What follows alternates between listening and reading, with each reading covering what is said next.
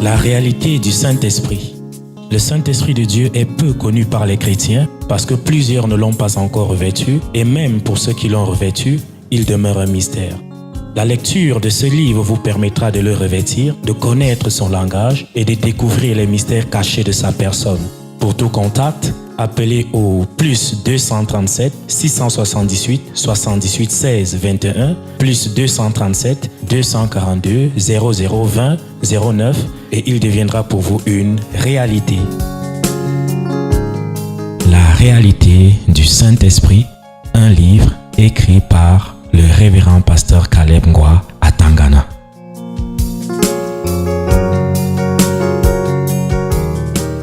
Et ces gens-là sont donc en train de dire qu'ils enseignent, qu'ils bénissent les mariages, qu'ils prient pour les couples.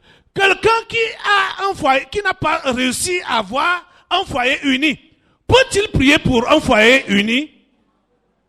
Non, dites-moi vous-même. Hein? Si ça l'a dépassé de supporter sa femme, hein? Jusqu'à ce qu'il divorce, c'est ton mariage que lui va solidifier par sa prière. La charité bien ordonnée commence par soi-même. C'est pourquoi tu es marié, tu es chrétien. Même si ça chauffe n'importe comment dans ton foyer là, supporte. Hein? Supporte. Là, c'est le vrai évangile là-bas. Hein? Tu as quelqu'un devant toi qui vient pleurer que ouais, ça chauffe chez moi. Dis-lui que moi-même, ça me chauffe aussi. Mais je supporte. Supportons ensemble. Hein? Là, c'est un conseil qui passe. Pas que ça t'a dépassé. Ça a chauffé. Tu as dit, hey, ça me brûle. Hey, j'abandonne. Et quelqu'un vient pleurer devant toi pour dire que ça me chauffe dans mon foyer. Tu dis, je vais prier pour toi. Ah, ça c'est le mensonge, non? Hein? Tu es même en train de semer quoi? Tu sèmes division, chauffement, plus. Dans ce foyer-là. On ne peut donner que ce que l'on a. Hein? Quelqu'un est en train d'entendre? Quelqu'un comprend ce que j'enseigne là? Donc, nous avons aujourd'hui, on n'en parlons pas. Ici là, la plupart des gens que vous avez eu à citer là, c'est ce qu'on suppose être éveillé, non? Déjà d'office, on sait que chez les catholiques, protestants, machin, là-bas, on connaît déjà leur vie d'office. Que les prêtres disent qu'ils sont, ils ont fait le vœu de chasteté, mais c'est eux qui arrachent les femmes d'autrui. On le sait. Là, ce n'est plus un problème. Mais pour ceux-là qui ont dit qu'ils apportent le réveil, on voit le genre de vie qu'ils mènent. Et ils disent qu'ils sont les envoyés de Dieu, les bouches de Dieu, la voix de Dieu pour parler au peuple. Vous êtes en train de voir ça? On ne peut donner que ce que l'on a. Dans le domaine du mariage, tu es bouleversé au niveau de ton foyer. Quelqu'un t'apporte ses problèmes.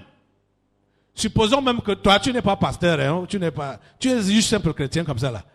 Quelqu'un veut partager avec toi concernant les problèmes qu'il a dans son foyer. Quand toi-même tu sais que tu as des problèmes, dis-lui que pardon, arrête. Arrête cette conversation. Ça dit, arrête ça là, arrête mon ami, arrête. Parce que en prétendant que tu vas lui donner des conseils, tu seras en train d'empirer ta propre situation. Parce que tu n'as pas encore maîtrisé ta part. Tu comprends ça? Tu seras en train d'empirer cette situation. Si donc déjà, tu t'es fortifié et tu as déjà surpassé cet échauffement-là, là, tu vas là-bas. Quand il te dit que vraiment, dans mon foyer, ça ne va pas, hein, tu vas rire d'abord. Tu vas dire que mon ami, tu sais pourquoi j'ai ri? Je suis passé par là. Hein? Tu vas dire, je suis passé par là. Et j'ai dominé cette situation-là. Donc ne prends pas ça comme un problème. Fais confiance à Dieu et domine aussi ça. Marche avec. Hein? Mais si ça te chauffe aussi, et toi tu prétends que tu vas lui donner des conseils, tu vas le détruire et tu vas te détruire. On ne peut apporter de solution que là où nous-mêmes on a trouvé la solution. Retenez bien cela. Si tu te bats encore à la recherche d'une solution, ne prétends pas dire que tu vas donner la solution à quelqu'un. Il y a des enseignants ici, des chercheurs ici. Pendant que tu es en train de chercher, tu n'as même pas encore publié. Est-ce que tu peux prétendre que tu as déjà tel résultat de tes recherches? Ils sont où les chercheurs là? Ils sont où? Voilà. Donnez-le. On ne peut pas prétendre avoir déjà atteint le but si on n'a pas encore traversé ces étapes-là. Tu es encore en train de chercher. Et tu commences déjà à publier partout que j'ai tel... Déjà même au niveau de la recherche là, tu peux vendre tes travaux. Parce que tu ne sais pas à qui tu vas partager. Peut-être lui aussi il est en train de chercher dans le même domaine et tu auras déjà vendu une partie de ton intelligence. Oui, l'autre... Même lorsqu'on a trouvé même pasteur, il faut encore expérimenter sa découverte pour s'assurer qu'effectivement... Personne ne t'a devancé.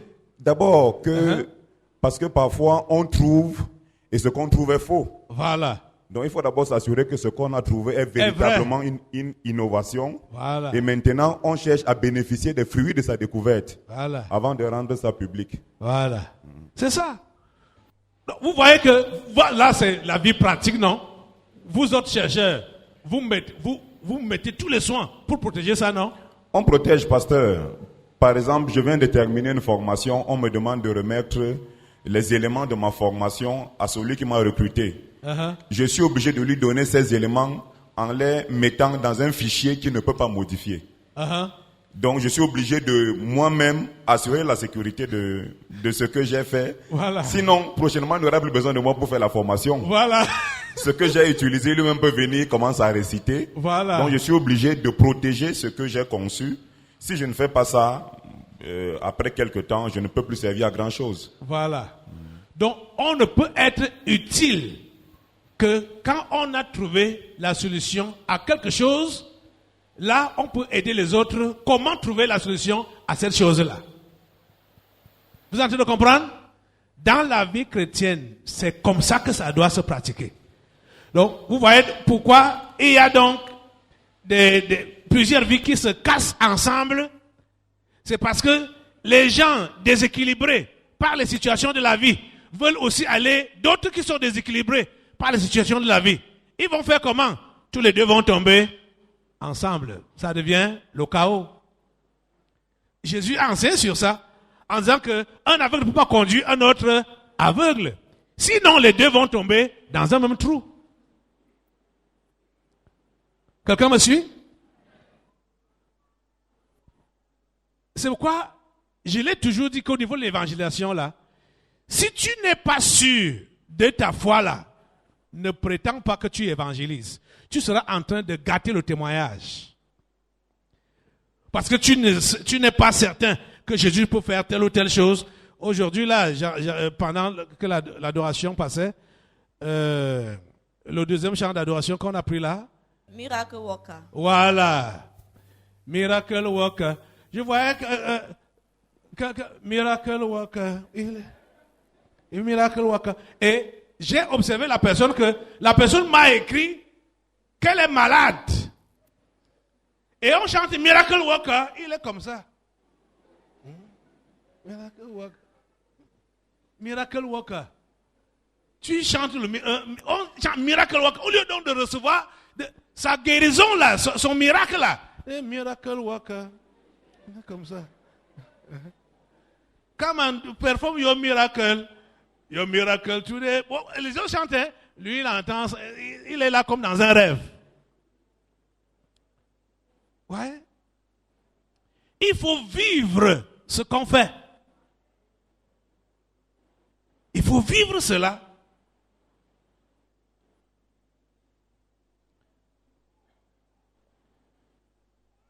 Il y a des gens qui peuvent penser que le pasteur, son entrée à l'église, c'est quand il vient prendre la parole. Je suis avec vous depuis le commencement. Voyant tout ce qui se passe ici, là, et priant Dieu pour la suite. Vous devez vivre ce que vous dites. Vous devez vivre ce que vous croyez. Ça doit se manifester. Amen.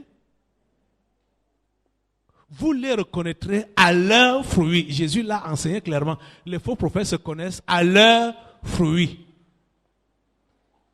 Et il explique bien que cueille-t-on des raisins sur des épines ou des figues sur des chardons, tout bon arbre porte de bons fruits et le mauvais arbre porte de mauvais fruits. Un bon arbre ne peut porter de mauvais fruits, ni un mauvais arbre porter de bons fruits. Tout arbre qui ne porte pas de bons fruits est coupé et jeté au feu. Ça, c'est le sort qui est donc réservé à tous les faux. Être coupé et jeté au feu. Vous voyez? Et vous savez que si on ne fait rien maintenant là, ils vont continuer jusqu'à ce que au temps de la fin là, ils vont être coupés et jetés au feu. Mais on peut précipiter leur coupure. Nous avons cette possibilité-là de précipiter leur coupure. Vous comprenez, non? Quelqu'un peut dire, mais tu vas donc dire qu'il faut qu'on les tue. Et je sais qu'il y a ceux qui sont aussi pleins de vengeance là. Ils disent que, oui, il faut qu'on coupe leur tête. Il faut qu'on en finisse avec eux. Mais, j'aime rester dans les limites de la parole. Jésus a parlé ici. Tout arbre qui ne porte pas de bons fruits, et Jésus parle au présent. Jésus ne parle pas au futur. Il n'a pas dit que sera coupé, mais il dit est coupé. Vous êtes en train de comprendre ça? Est coupé et jeté où? Au feu. Et il conclut en disant que c'est donc à leurs fruits que vous les reconnaîtrez. Repartons dans Galates.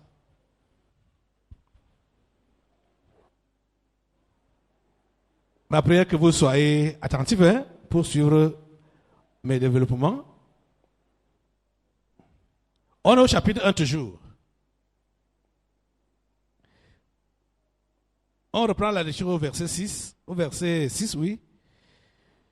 Il dit, je m'étonne que vous vous détourniez si promptement de celui qui vous a appelé par la grâce de Christ pour passer à notre évangile. Non pas qu'il y ait un autre évangile, mais il y a des gens qui vous troublent et qui veulent renverser l'évangile de Christ. Mais quand nous-mêmes, quand un ange du ciel annoncerait un évangile, un autre évangile que celui que vous avez reçu, que celui qui vous a été prêché, écoutez, il dit quoi? Qu'il soit quoi? Qu'il soit. Jésus a dit que le mauvais arbre doit être coupé. Et qu'est-ce que Paul dit ici? Est-ce que Paul les bénit? Paul bénit les faux prophètes ici, là. Il dit quoi? Qu'il soit anathème, maudit. Qu'il soit maudit. Et rappelez-vous, Jésus a dit, en parlant soit des faux prophètes ou de ses enfants, il prend l'exemple des arbres et des fruits qu'ils portent. Quand Paul dit ici que le faux prophète, celui qui n'apporte pas l'évangile de Christ là, qu'il soit maudit, qu'il soit anathème, ça veut dire quoi? Les paroles que Jésus a prononcées sur le figuier qui n'avait pas donné de fruits. Ce sont les mêmes paroles qui doivent être prononcées sur ce faux prophète. Dès qu'il lui est dit que jamais plus personne ne mange de tes fruits, ça veut dire quoi? Il doit sécher de la tête aux pieds. Du sommet de la tête jusqu'à la plante des pieds. Vous avez de comprendre ça? Voilà ça. Qui est clairement dit là. Qu'il soit anathème. Et il continue en disant que nous l'avons dit précédemment, et je le répète à cette heure. Si quelqu'un vous annonce un autre évangile que celui que vous avez reçu, qu'il soit anathème. Il répète ça. Les mauvais arbres doivent être coupés. Vous comprenez? Il y a des gens, ça c'est pour sauver les simples. Hein? Rassurez-vous. Quand vous voyez un endroit où il y a un faux prophète reconnu, comme ce que vous avez cité là, Charles Somba, qu'on sait qu'il se marie, il se remarie et tout ça là, mais vous voyez des foules dans son église, comprenez que ce n'est pas des simples. Comprenez que ce n'est pas des simples. Parce que, ça dit, la vie normale là, nous demande quand même d'avoir le discernement. Ça dit, toi qui as des problèmes dans ton foyer, hein, tu cherches la solution. Tu vas aller chercher la solution chez un soi-disant pasteur, que tu sais que lui change les femmes comme les habits. Hein? Est-ce que c'est chez lui que tu iras chercher la solution? Ce n'est pas possible. Mais quand vous voyez donc les gens affluer là-bas, là, dire qu'ils partent chercher les solutions, comprenez que ce ne sont pas des vrais humains. Ce ne sont pas des vrais humains. Celui-là déjà, le livre qu'il a utilisé pour aveugler les enfants de Dieu. Oh mon Dieu. Quand j'avais vu le livre là sur le marché, j'ai eu les larmes aux yeux. Et surtout, c'est les enfants de Dieu qui recommandaient ça à d'autres. Que vraiment, un sorcier s'est converti, il a écrit un livre, va et raconte. J'ai dit, va et raconte. Il me propose ça. Moi, je voulais d'autres livres, il me dit, va et raconte. C'est ça qui passe maintenant là. J'ai pris, va et raconte. J'ai lu le verso, donc pour pouvoir le résumer un peu. Après, je suis allé à la table des matières. Je cherchais la conversion, le témoignage qui devait parler de sa conversion. Parce que voilà, là où vous devez également connaître un vrai et un faux. La conversion compte beaucoup. Comment est-ce que quelqu'un s'est converti? Quand vous lisez les évangiles, vous avez en détail comment les uns et les autres se sont convertis. Les apôtres, vous avez leur vie, non? L'apôtre Paul, vous savez comment il s'est converti, non? Vous savez ce qu'il était avant. L'apôtre Pierre, vous savez ce qu'il était avant. Vous avez vu son cheminement avec Jésus. Je pars dans le chapitre qui parlait de la conversion. Et je lis que il a été évangélisé par un ange dans une salle d'hospitalisation à Édéa. Et que c'est Jésus en personne qui est venu le délivrer. J'ai dit au libraire que ce livre est faux. Je ne connaissais pas encore l'intéressé, l'auteur. Je lui ai dit, ce livre est faux. C'est un faux témoignage. C'est un sorcier qui s'infiltre parmi les enfants de Dieu et qui veut détruire la foi de plusieurs. C'est ça que je lui ai dit ce jour-là. C'était en 1980. Si ce n'était pas 92, ça devait être 94. Que j'ai vu ce livre. Je ne me rappelle plus bien exactement de la date, de l'année. Mais c'était entre 92 et 94. J'ai compris que c'était un faux prophète juste par ses déclarations. Dans son livre. Je ne sais pas s'il a changé la partie qui parle de son témoignage là à présent. Mais je vous dis que c'est ça qu'il dit, que c'est un ange qui l'a évangélisé et que c'est Jésus en personne qui l'a délivré, ce qui est faux. Lisez votre Bible, vous allez comprendre que les anges n'évangélise pas les gens jusqu'à leur conversion. Si un ange t'apparaît même, on voit dans Acte 10, l'ange est apparu à Corneille, mais lui a dit d'aller voir Pierre, qui devait lui expliquer. L'évangélisation, c'est le travail des humains qui ont été convertis. Les anges n'ont pas connu la même nature que nous, pour qu'ils puissent nous dire ce qu'un humain doit faire. Pour que Jésus puisse parler aux humains, il a fallu qu'il prenne le corps des humains. Vous comprenez, non? Il a fallu qu'il prenne le corps comme un humain. Donc un ange ne peut pas savoir ce que tu vis dans ton corps physique, parce qu'il n'a pas expérimenté ce corps physique-là. Donc il est incapable de pouvoir évangéliser. Vous êtes en train de comprendre ça?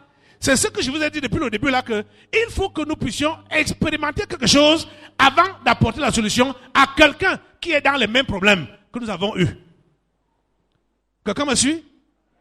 Donc, les anges ne sont pas là pour évangéliser. Et quand on lit dans Apocalypse, l'évangile éternel qu'un ange va annoncer vers la fin des temps ne sera pas un évangile de conversion. Les gens ne vont pas se convertir en écoutant les déclarations de cet ange-là.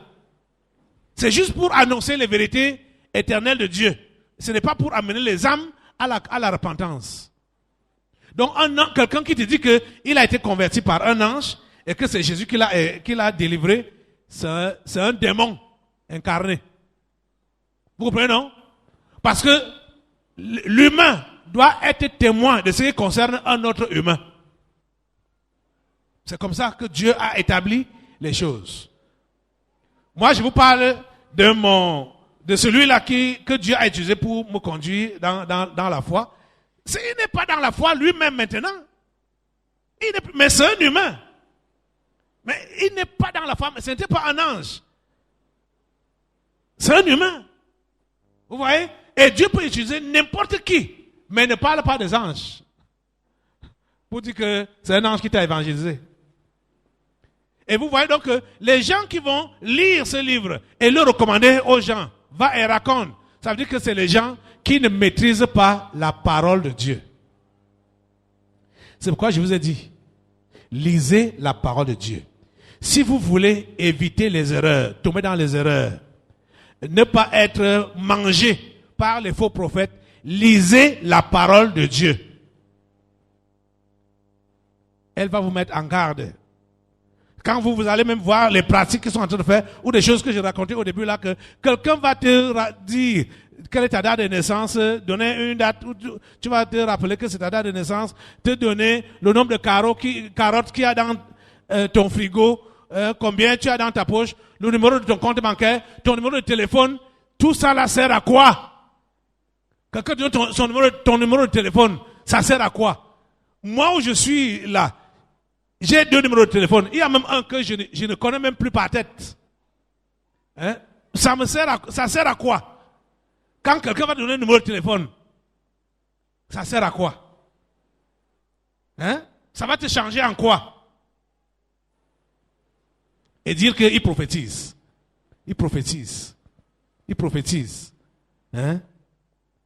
Oh, que le Seigneur nous aide. Vous avez donc compris? Jésus a dit que tout arbre qui ne porte pas de bons fruits est coupé et jeté au feu. Il dit est coupé. Et Paul dit que celui qui vous trouble, celui qui apporte un autre évangile, qu'il soit anathème. Vous allez lire plus loin, toujours dans Galates là, il dit que tout cela qui vous trouble, qui porte la peine. Ça dit, Paul n'a pas mâché les mots. Parce que sauver une âme, ce n'est pas une chose facile. Quand quelqu'un va venir les détourner comme ça là, non, Jésus a dit quoi? Celui-là qui est une occasion de chute pour l'un de ses petits, il faudrait qu'on attache une moule de moulin à son cou et qu'on le jette au fond de la mer.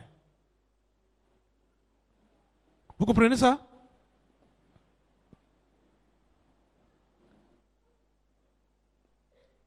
Les amis, il y a... Je ne sais pas pourquoi beaucoup sont aveuglés. Et quand bien même certaines choses sont révélées ou dévoilées, ils restent toujours, ils se maintiennent toujours dans l'aveuglement, dans la prison, dans la captivité. Je ne comprends pas le phénomène là. Je ne comprends pas cela. Un serviteur de Dieu, celui qui envoie de Dieu, ne doit pas mentir aux gens. Mais, et vous savez, depuis, c'était en quelle année, la deuxième vision prophétique que Dieu m'avait donnée, c'est 2001, où j'avais compris comment Dieu me montrait comment les soi-disant pasteurs là mentent dans leur prédication. Ils mentent publiquement. Mais les gens sont là comme aveuglés, comme voilés, les yeux sont comme voilés. La réalité du Saint-Esprit. Le Saint-Esprit de Dieu est peu connu par les chrétiens parce que plusieurs ne l'ont pas encore revêtu et même pour ceux qui l'ont revêtu, il demeure un mystère. La lecture de ce livre vous permettra de le revêtir, de connaître son langage et de découvrir les mystères cachés de sa personne. Pour tout contact, appelez au plus 237 678 78 16 21 plus 237 242 0020 09 et il deviendra pour vous une réalité. La réalité du Saint-Esprit, un livre écrit par le révérend pasteur Caleb Ngwa à Tangana.